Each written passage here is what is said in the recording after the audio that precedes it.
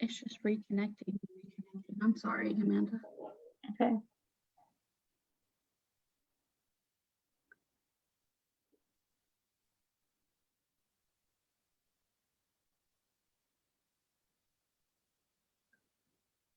We're live. Okay. Hello, my name's Amanda Mchenry. I'm with the Poeima Foundation, so I'm really glad for everyone who's out there, even though I can't see anybody. Hello. My name's Amanda McKenzie. Sorry. Go ahead. So like I say, I'm Amanda Mchenry. I'm with the Poeima Foundation, and our mission is really to educate the public and raise awareness in order to prevent human trafficking and other forms of sexual exploitation. And we do have a safe house where victims receive trauma-informed care for their journey from victim to survivor. We provide for their physical, psychological, emotional, and spiritual needs. And I'm just really happy to be able to be here today and share with you some human trafficking awareness, because it's just such a big problem out there. It really takes all of us knowing what it looks like and being able to just have everyone join in the fight. So thank you for being here. So we're first start out by defining what human trafficking is. So it involves controlling a person through force, fraud, or coercion to exploit the victim for either forced labor, sexual exploitation, or both. And we're going to be focused on the sexual part of it. So this slide up here just kind of shows the three elements that are necessary to meet the trafficking definition.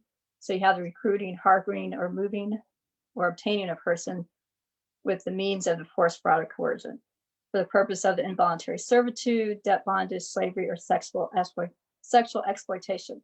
If law enforcement is going to arrest someone and charge them with human trafficking, they have to be able to prove the force, fraud, or coercion to get a conviction.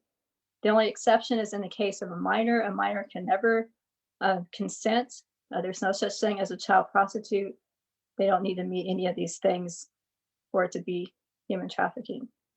And human trafficking is different than smuggling. A lot of people think it involves this transporting because of the word smuggling, or the word, but it's the smuggling is the illegal transport of goods or people, and it's defined as that's smuggling. But human trafficking does not necessarily involve transportation. A person can be trafficked out of their own home. So most know that human trafficking is an international problem. There's 20.9 million victims globally. It's a $150 billion industry. And it involves their forced labor, the sex of child soldiers. And if we can click on some pictures that we have up here that just show maybe the picture of what people think about when they think about trafficking. So you see the child labor. There's children who are forced into sex. There's child soldiers are another one. But it's not like the movies, like the movie Taken. That's like the movie that really people think about when they think about what trafficking is. But that's not really what it generally is looking like for us, especially here in the United States.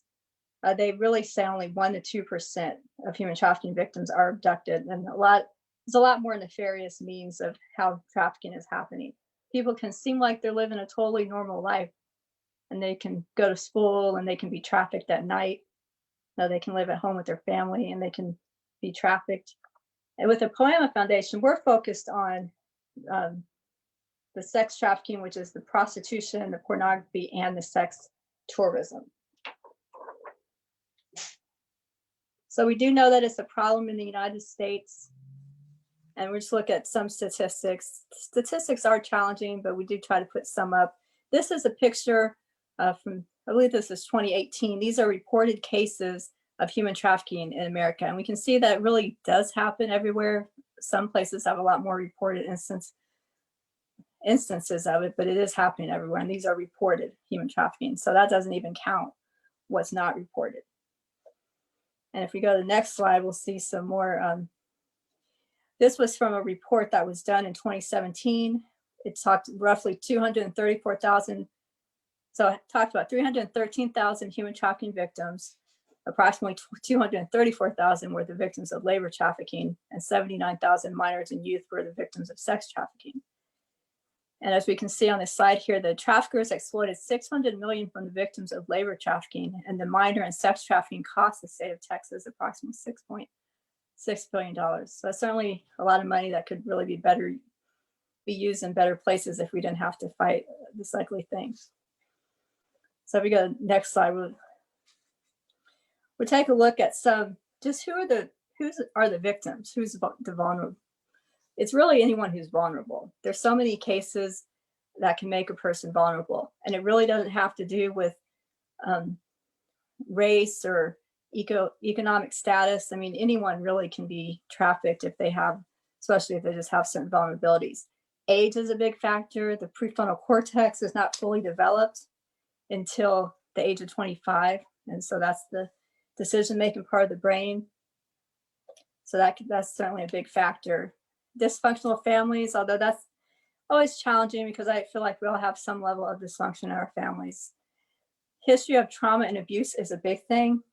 They really show that most human trafficking victims do have a previous case of abuse. And we just finished with Sexual Assault Awareness Month.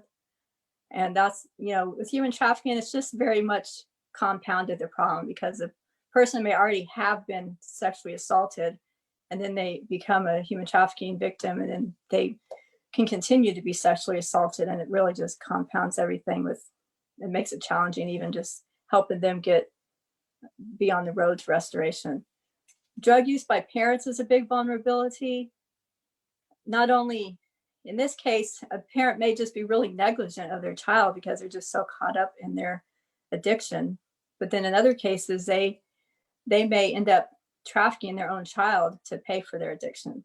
So it's really a big problem. Mental illness certainly leaves anyone vulnerable.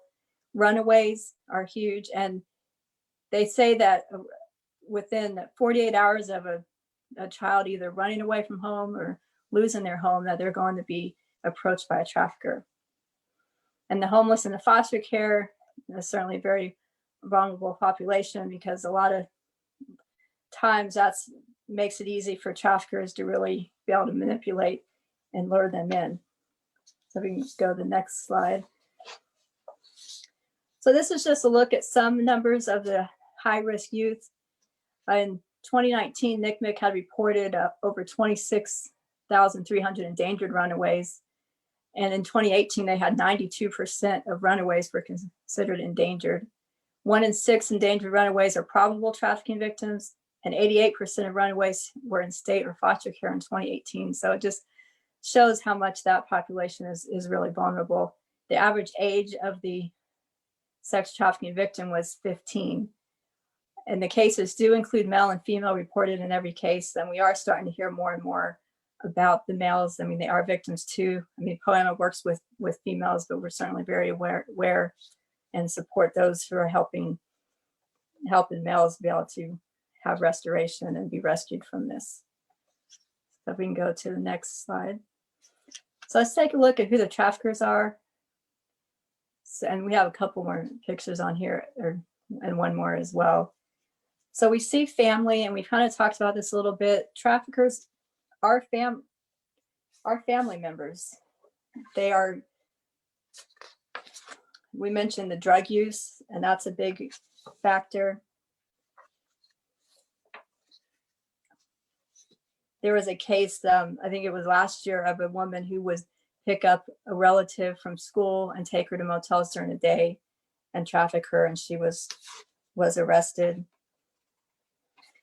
In West Care, Nevada, they had reports of 30% of their minors who had received their services were exploited by family members. Melissa Woodward was trafficked by a close family member in Dallas. She was lost in a poker game when she was 12 years old. And there's a lot of stories from CPS that you can hear about with the familial trafficking. Friends can be traffickers. There was a story in 2016 from Frisco. It was an attempted rape that allegedly happened in Frisco, Texas. The girl, she was only 12 years old. She was running around with a friend, Aguilar, who invited her to run them some errands. And the girl had taken her back to her apartment, and Aguilar had told the girl that Dela Cruz had offered $10,000 for her virginity. He tried to rape her. She was able to fight him off. Aguilar made him pay $100 for molesting her. And Aguilar ended up being charged with prostitution. Both of them were charged with trafficking and indecency with a child. And we see strangers. Well, and actually, in the terms of friends, another story was a girl in Florida invited her friend to spend the night. A pimp posed as her dad and raped her and sold her to another pimp for $300,000. And then there's strangers. I mean, pimps are men and women. They befriend juveniles. They come to dominate them. Gaming apps are a really popular way that traffickers are meeting other victims, luring them in. Fortnite, Minecraft, other gaming apps. Anytime a child has access to a stranger online, they're vulnerable. 7 adults were arrested in St. Petersburg, where 2 boys were charged with trafficking, and at least one of them were lured through the app Discord. And this picture on here of this really flashy person standing on top of his car, this was a case that was, he had lived, his name was Tremont Blakemore, and he lived in Flower Mound, and they had people coming in and out all the time at that home. It was a really nice home, but they could never get anyone to admit that anything was happening because it seemed like they were going out to do everything.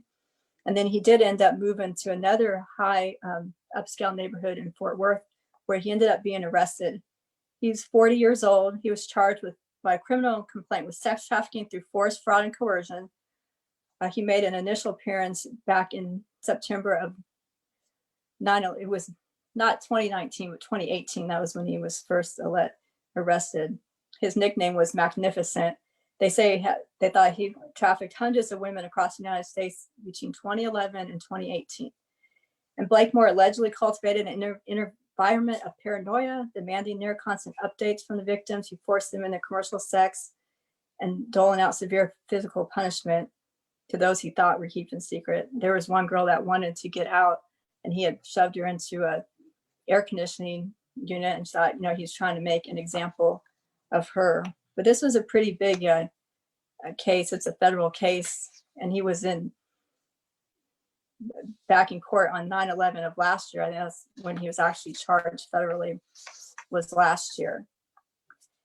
But he's really flashy looking. But we have a picture of these other 2 people, the man and woman, and there's not really anything very flashy about them.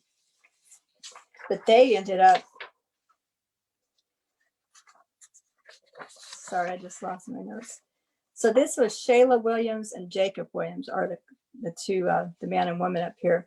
Williams had connected with a 14-year-old from Allen, Texas, nicknamed Barry Allison in the court documents on a social media networking site. The girl claimed that she was 19 and said she was tired of living at home. So Williams offered for Allison to come and live with her. So I ended up going and picking her up from her home.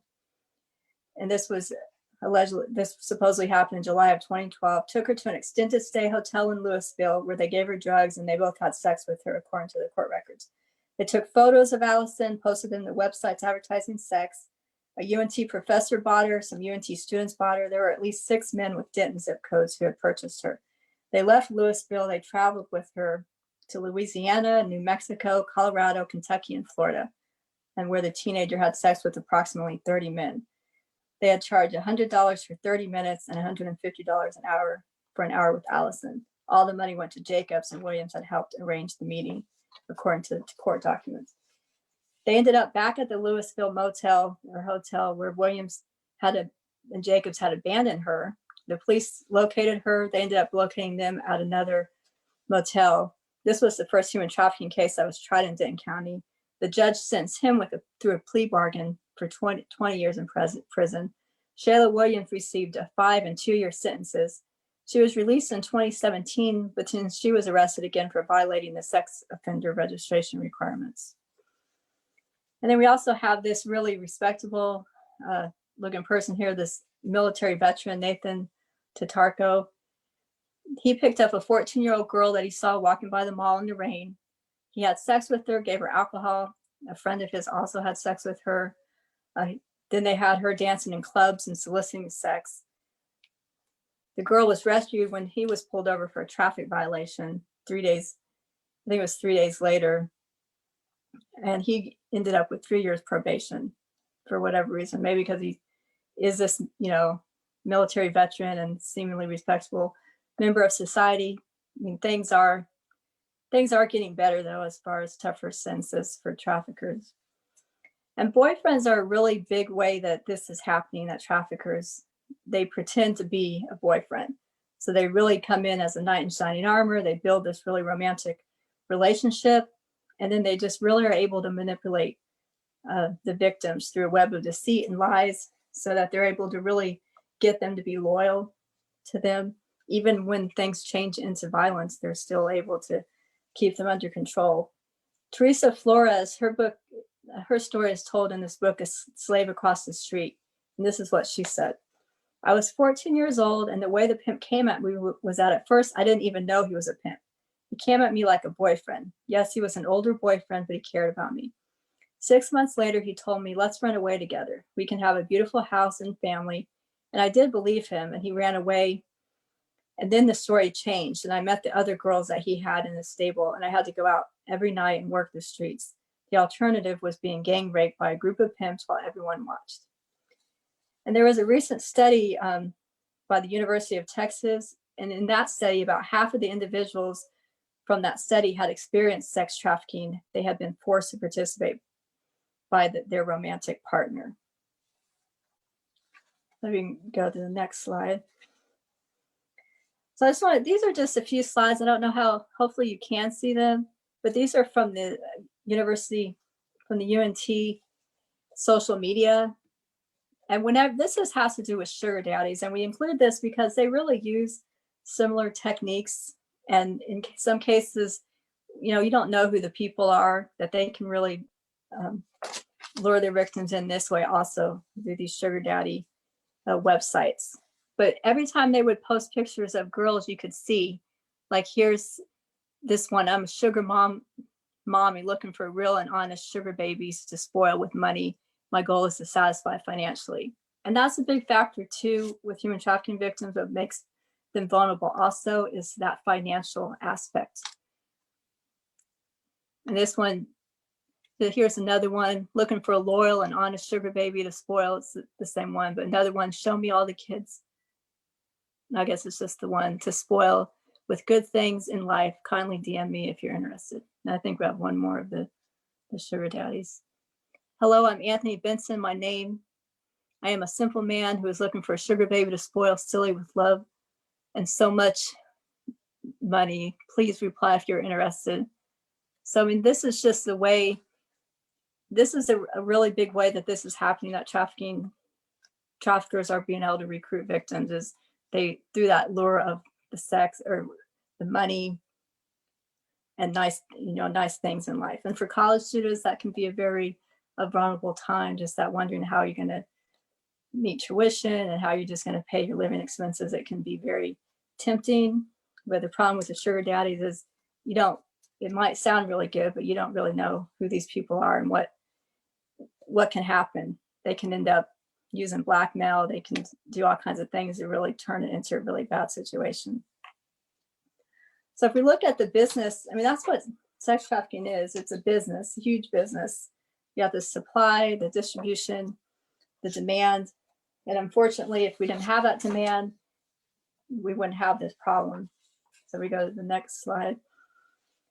The Urban Institute study, they estimated that it's a multi-billion-dollar industry, and that in Dallas alone, it generated $98.8 million.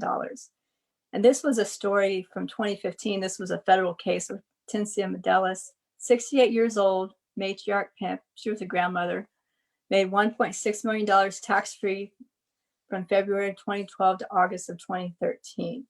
So she had 2 Houston area nightclubs that served as brothels. They'd been operating for 20 years. She made money any way she could. Condoms were sold for $20. A room cost $15. Sex acts ranged from $65 for 15 minutes to $500 an hour for minors. And you just really see that big issue, like that discrepancy, $500 per hour for minors. She made we mentioned the $1.6 million. She knew, when she knew the police were onto her, she contracted out her business to other pimps who paid her $20,000 a week. Now, she did end up receiving life in prison, for her crimes. So we have a supply because there is a demand. According to Special Agent Sean McGraw with FBI, middle-aged white American males are driving the sex industry worldwide. If we go to the next slide.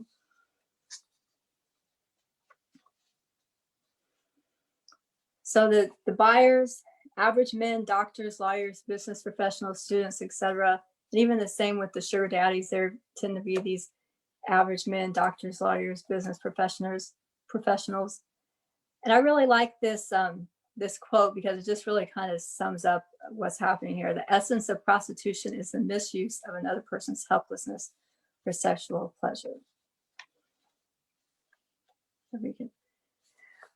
So now we're going to talk about the recruitment and the grooming process, and just really look at how people really get caught up into this. And we're going to look at this power and control wheel, and it's very similar also with what happens with domestic violence as well. So oftentimes they'll be given a new name. They'll be branded with a symbol or a name tattoo. And they try to have what are called these family meetings, so that, because they're trying to really seem like they're trying to meet the need of their victims. They call the pimp daddy. So maybe someone who has, doesn't have a father and trying to fill that need. So they use coercion and threats. They're threatened family members and friends. That's what happened with Teresa Flores that we mentioned earlier. They're blackmail the victim. They're harm another girl for the victim's disobedience. And then they use emotional violence. So in this case, they're isolating the victim from social supports. They have cycles of affection followed by violence, shaming, and humiliating. And then there's physical violence. And we already mentioned the branding, the tattooing, forced drug use. And in a lot of cases, a person may not even have wanted to even do drugs, but they get forced into doing the drugs, and then they become addicted, and then that makes them very dependent on their traffickers. They're denied food or the use of a bathroom. And then they also use sexual violence. So they make them into a prostitute, gang rapes, withholding that sexual intimacy for obedience. And many of these have had, come across as that so-called boyfriend. So that's withholding of sexual intimacy. That's a really a strong thing for someone who feels like they're in love and this is their boyfriend. And then they use that sexual humiliation and shaming. There's also purposeful manipulation. The traffickers, they're really good at what they do. They learn a victim's insecurities. Over time, they're able to exploit that knowledge. Like, as we mentioned, maybe an absentee father, this can be a real vulnerability. Economic dependence. In some cases, a person can be going to school and being trafficked at night, but in other cases, they may not even be able to be allowed to go to school. They'll take all their assets, all the money. They'll isolate them, so they're not able to really access that support that they need. They may be in unfamiliar places. So in the case we had talked about, the one case earlier where they had traveled with the girl to all the different states, and then they just have total control over their movements. And they psychologically control them, that even if they aren't in the same room with them, they still feel unable to make a move without their trafficker's permission. So they're good at what they do. They're good at figuring out the most vulnerable people. They can walk in a room and they can seize on that most vulnerable person. And we look at some recruitment tactics now, but the intimate partner, and we've talked really a lot about that because a lot of these really come across as this boyfriend. They may propose marriage. And we talked a lot about the families, and it just seems like more and more you're hearing about the familial trafficking, and even in these days now where things just get even more and more desperate because of the pandemic that we're in, people are more desperate, and that just leads to more things that are happening as well. And they may give promises of love and luxury, job offers, like maybe if you might see some advertisement for modeling job or acting or different things, that can be a way that they're lured in. And then a lot of times they are tricked or lured in by other victims or people that, these may be people that they think are friends. And we had a case of the girl who spent the night with the friend, and she ended up being tricked into, sold to another pimp. And then they just end up being lured in. Maybe they go to a party. There's just all kinds of ways that it could happen. And social media So we see some of these locations that are happening. We've already talked about this, but social media is huge. That is a really big way that that's happening. A lot of times on a social media, because a lot of people really share so much on social media. They really share about what's happening in their life, how they're feeling vulnerable, or how they are angry at their parents, or whatever it is. And those are things that traffickers can really hone in on, and they can really friend the person and be the person that's going to listen to them, be the person that's going to help them. And I mean, we have cases. There's another case where a man met a girl online, and he was able, in Plano, able to talk her into getting on a bus and going and living with him. So I mean, social media is certainly a very big one, and for parents and for dealing with children and their social media, it just shows how it's so important to know who your kids are talking to online. Shopping malls are another place. That's the place where traffickers can kind of just watch. They can just be in the background watching and looking to see who that vulnerable person is. Bus stations, and that's a place a lot of times for runaways to hang out. Schools, I mean, it definitely is happening in schools where they may be other students are the ones who are recruiting. Foster care and group homes, those are just, that population is so vulnerable that they're looking for something. They're looking, and then with foster care and runaways, or especially with foster care, they might already feel like they're a commodity just by being in the foster care system.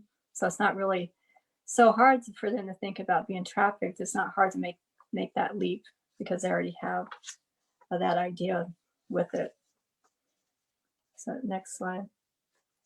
And these are just a look at some, I think we have like 2 or 3 pages of this, but just see the daddy's girl, a lot of the traffickers wanting to call their victims to call them daddy.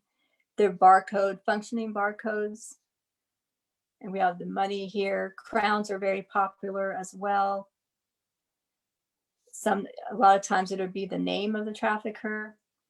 So again, the crown, chains. Now this one that seems like is a Bible verse, but there's no 1 Corinthians 1:34-13. So I'd be curious to know the background of this particular one, because you can also see a cross that looks like the rose as well. But these tattoos can be a way that the traffickers are branding their victims. So now we're just look at some victims' behavior, some physical signs. So I mean, there's a lot of things that you can kind of look for. I mean, changes in behavior, certainly a red flag. Unexplained absences. So someone who is in school regularly and then all of a sudden you don't see them, they're not around. Isolation of community, because maybe someone has really been like a real social butterfly and they're out doing things, and all of a sudden they're not able to do anything, and you just don't hear from them much. They may give scripted answers if you do talk to them, have inconsistent stories. They won't talk or look at you. And in some cases, a person may not know what city they're in. They may not know where they're going. They might appear drugged or disoriented, afraid of uniformed security, and they may use terms related to the trafficking, like trick or the life or the game. And maybe they're preoccupied with getting money. You know, they may, on their social media, you may see a lot of pictures of cash. I mean, a lot of traffickers too, when on their social media, you'll see pictures of the flashy cars and the pictures of cash. And some physical signs that you might see, the branding or tattoos, like we mentioned, various stages of bruising, burns, or scars. They may have motel room keys, escort service cards, condoms, large amounts of cash, gifts, prepaid cards. And, you know, maybe someone all of a sudden really has really nice clothes, really nice purse, just different things that they didn't have before. And that maybe, you know, that how are they affording this? You know, or all of a sudden they have that seemingly, you know, rich boyfriend. They may not have any luggage if they're traveling, inappropriate clothes for the weather. So I mean, it's 20 degrees out in December in Texas and they're dressed like it's July. Multiple cell phones, maybe multiple social media accounts as well. And then they maybe they're with an unrelated male or female, especially an older male or female. And they may have multiple STIs. and be under the control of an older person. So those are some of those signs. So now we're just looking now at some of the challenges to helping survivors, because there's a lot that they deal with, and in some cases it's hard because they may not even identify. But a lot of trafficking victims, it's not just PTSD that they have to deal with, but it's a complex PTSD. And so we're just kind of look at what the difference is. So the normal PTSD, you have that sense of threat, the avoidance, the re-experiencing. But when you have the complex PTSD, then you have the symptoms, interpersonal disturbances. So they may have like a really strong emotions, particular anger, fear. They may feel really powerless to control that. They have a negative self-concept. So that's what you understand about yourself, your social character, your abilities, your physical appearance, and your body images, your way of thinking. And then interpersonal disturbances. Oh, sorry, I think I went backwards. So the first one was the affect dysregulation, and the last one, interpersonal disturbance. Difficult for sufferers to form and sustain strong and fulfilling interpersonal relationships. And the affect dysregulation, that was consistent of the strongly felt emotions, particular anger and fear, and feeling powerless. We can go to the next slide. And trauma bonds, they're really a major hurdle to the identification, rescue, and restoration of victims. So, I mean, many of them do fail to self-identify. I mean, a lot of them just really don't understand what's happening to them. They'll return to the trafficker because they certainly do form these strong bonds with them. They refuse help. They have disjointed memories. They may have a lot of aggression. They may want to protect the pimp. Many of you may have heard of Stockholm Syndrome, where the victim becomes attached to the perpetrator and comes to their defense. And so even the feelings are considered generally irrational, but that's just like how strong that connection is with these trauma bonds. So next slide.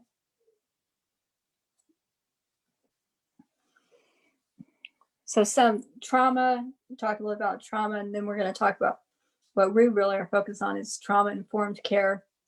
So you have that dysregulation of the nervous system. You have the hyperarousal.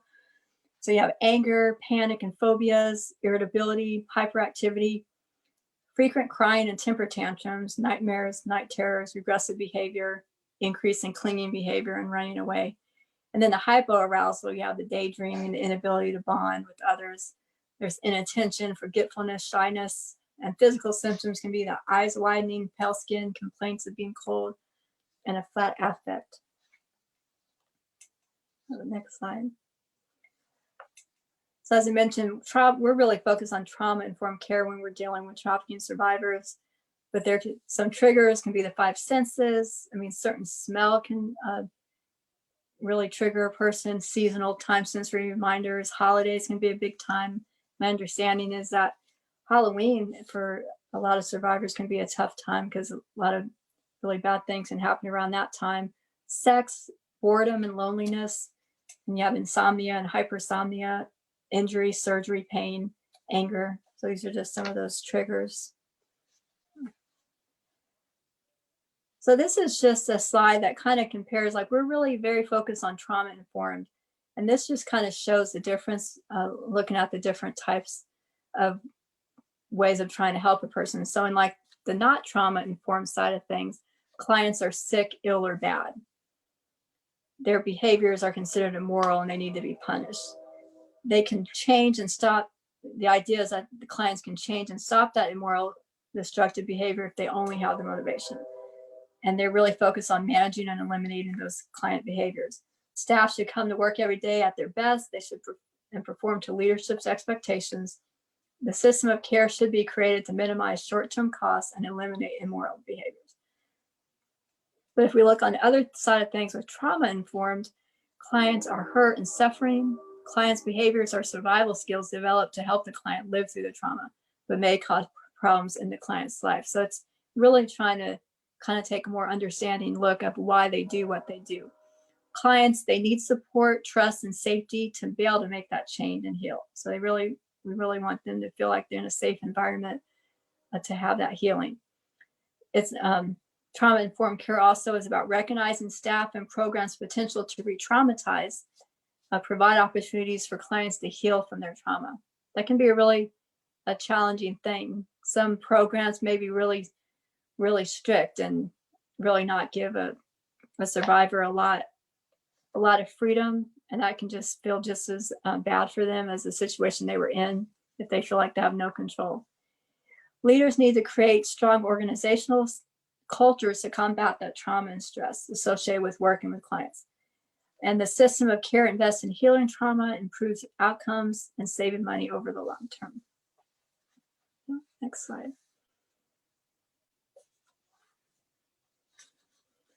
And these are just a couple of therapies that have been successful in helping trafficking survivors. One program that we use with the Poeima Foundation is called dialectical behavioral training. And it's a type of psychotherapy or talk therapy. So it utilizes a cognitive behavioral approach. DBT emphasizes the psychosocial aspect of treatment. It's support-oriented, it's cognitive-based, and it's collaborative. And then trust-based relational intervention is another one, and that's used with children. It's an attachment-based, trauma-informed intervention that is designed to meet the complex needs of vulnerable children. So it has empowering principles to address their physical needs, connecting principles to address attachment needs, and then correcting principles to disarm that fear-based behavior. And this is just a picture. It just shows like a healthy brain versus an abused brain, because that's what we know about trafficking survivors, is that they have just really gone through so much trauma, and it really affects their brain. It really affects their growth, and we're really focused on trying to get them really on that good path of healing. But the first side is a healthy brain. It's the PET scan of a normal child. It shows the regions of high red and low, the blue and black activity. At birth, only primitive structures such as brainstem centers are fully functional in regions like the temporal lobes. Early childhood experiences wire the circuits. And then we see on the other side this abused brain. And it's a PET scan of the brain of a Romanian orphan who was institutionalized shortly after birth. Shows the effect of extreme deprivation in infancy. The temporal lobes, which regulate emotions and receive input from the senses, are nearly quiescent. Such children suffer emotional and cognitive problems. So that's just shows what you're dealing with when we're trying to deal with trauma and trying to do why it's important, this trauma-informed care.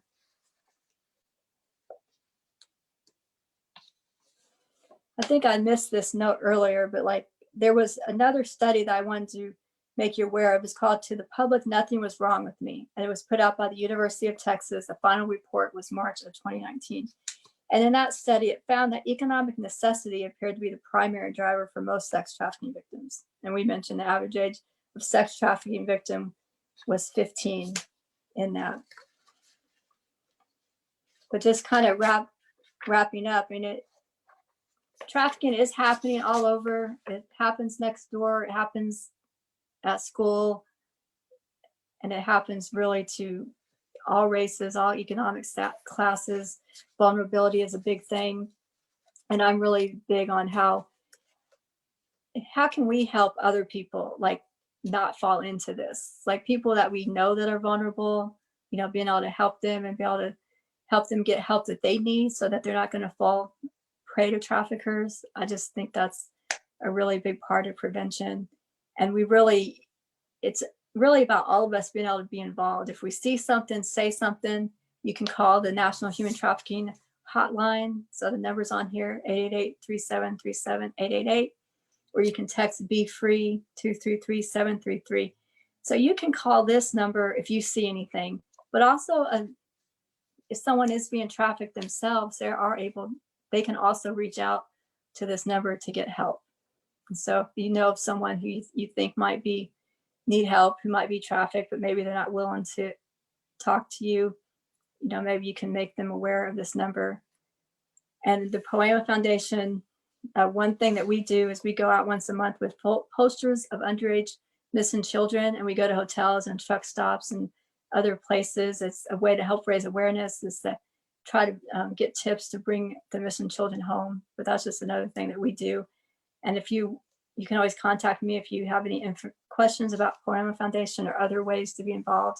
And we're also part of the C7 Human Trafficking Coalition. And so that's another resource, c7htc.org, or our website.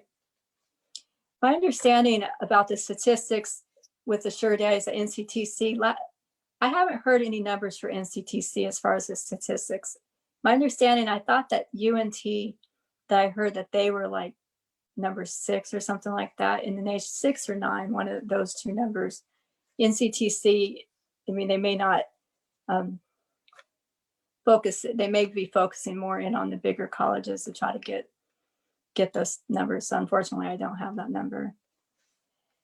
And if people would like to get involved with the Poeima Foundation, you can contact me. I think my information is at the end of the slide, but Amanda@poeimafoundation.org. And our website also, if you visit that, it has a list of all the different ways that you can get involved. We do have Safe House, we have a pen pal ministry. The campus outreaches is that's a really great way to start out. And what we're seeing with the COVID-19 is we know that in a lot of cases, people are they're stuck at home with people who may be trafficking them or may be exploiting them. And we do know that it's continuing to happen. I don't really have like specific numbers. We are seeing cases though of people are still getting arrested, and we just really are hearing about that vulnerabilities, and the online presence is really challenging, because that is a way that traffickers reach out, and that happens more and more. And we know that children are still running away and being caught up in the trafficking. So we do know that. I mean, I know of several local runaways in this area that have happened in the last couple of months.